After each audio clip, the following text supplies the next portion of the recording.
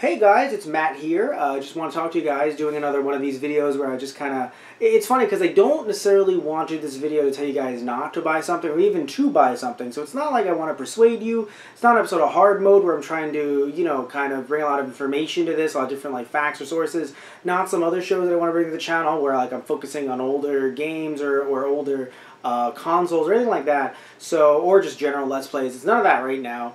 I just want to talk to you guys about buying not for retail or not for resale games. And the reason why is because there's not a lot of information on this about this online, so I want to know that, you know, I want you guys to know that if you're coming to the channel and you watch our stuff, first off, obviously, thank you, but if you watch some of our stuff and you're like, oh, what is not for resale games? It's not really something that has been brought up here, and from when I looked it up to kind of see what was going on and like about them, and there's really not a lot of info from what I've seen. So I thought, hey, let's talk about this here. Basically, a not-for-resale game is completely different from a prototype. And the reason why, another reason why I want to make this video is because a lot of people are selling not-for-resale games or not-for-retail games, which is kind of funny in a way. It's like, you're not allowed to sell this. But they're selling them, and that's not a problem. I'm not saying that it's bad to not sell these. Essentially what they, these demos, essentially, in some cases. But the reason why I want to bring this up is because I want to make sure that some of you guys don't try to buy resale or not for resale games and think that they're basically the same thing as prototypes, right? Because prototypes do exist in games. A lot of cool prototypes have been found over the last 5 or more so years. I mean, we've had prototypes out for a very long time, obviously, but being able to find them and dump them easily and put them online to preserve them forever, a lot of that's been going on over the last few years, which is great, and I love it. But I think that there's just a lot of hype over not for resale games from what I have seen. And I just want to make sure that you guys know, just like a little informal rant, that you can buy not for resale games if you want to. They're really cool. They're essentially, technically, you could argue that those PlayStation 1 demo discs that I've played on the show before, on the channel before, that I will be continuing as a show, those are also technically not for resale discs. But usually a not for resale disc will be something that is either sent out in a magazine, it could be a demo kiosk, basically like at a GameStop or Toys R Us when you go in and you'll see like a Nintendo 3DS or, back in the day like a GameCube or a Super Nintendo just set up with a specific game, PlayStation 2s as well. And I'm sure a lot of you have seen people who buy the kiosks themselves, but they don't have systems included. So they don't really have that demo system, which can actually be a fully functioning system, and they also don't have the demo games. Now, the demo games, again, usually they'll be, like 1 to 2 levels or something like that, as you may have seen when you go to a Toys R Us, oh god, EB Games, KB Toys, I'm dating myself, GameStop, Kmart? I think they have those at Kmart, yeah. Anyway, the point is that while these games are really cool, they aren't necessarily worth hundreds or thousands of dollars. Now, yes, if they're rare, arguably you can try to put that, that kind of amount to it if you think, well, I mean, none of them are online, so clearly I'm going to try and put it up for a lot of money because it's rare.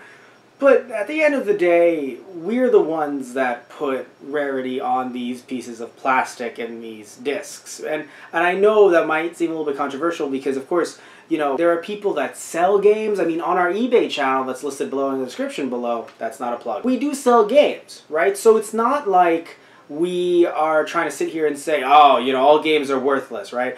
But at the same time, it doesn't necessarily mean that because something is a bit harder to find, it might actually end up being so much more expensive than a normal retail copy of the game or a different kind of demo on a different kind of disc or cartridge. Actually, funnily enough, there is a not-for-resale Star Fox 64 3D, so for the 3DS, on eBay right now that is cheaper than the real game.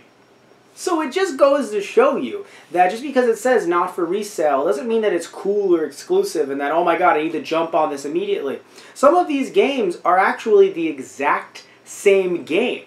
The only difference is that they're just not for resale. The funniest thing is I actually have a Sega Saturn that has some not for resale games that actually are the same exact game, no differences whatsoever. They were just games that were given away with the Sega Saturn itself. Now, I didn't get the Sega Saturn back in the day. I actually got it from a garage sale from someone right around my house, actually, funnily enough. But those games are not special at all. I believe it's like Virtua Fighter 2, Daytona Racing USA, and Virtua Cop.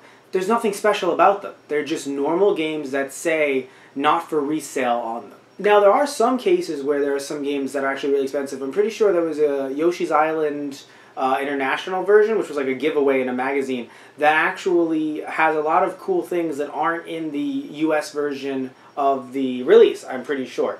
But there's also another version of GoldenEye that's not for resale, that's just GoldenEye for the N64. That's all it is. There's nothing special about it. So as we're wrapping things up, as I said earlier, this rant isn't really to try to sit here and dissuade you from buying these games. It's not try to push you to buying these games. I think it's just a way to try to inform you that these games, while they probably were destroyed, to be fair, right, or sent back to the publishers, and you might not be able to find some of them online, don't think that just because it says not for resale, that means it's some holy grail, like you just found the prototype to Earthbound, or to Donkey Kong Country, or I'm trying to think of other franchises, other franchises that are popular. A Mario game, any of them. The Crash Bandicoot series, or Tony Hawk Pro Skate. Is that still popular with the kids? I don't think it is. So if you want to buy not for resale games, like some people who arguably may be foolish, depending on what you think about them, but please, do not worry if you want to buy these, because definitely I, Matt Marrero of Those Guys Play, will not judge you. So thanks for watching the video, guys. Informal, but still somewhat informative, I hope. So, see ya. Also, please remember to like and subscribe and click all the buttons everywhere, because if you don't do it, then I will die? I'd hope not. That would suck, I think.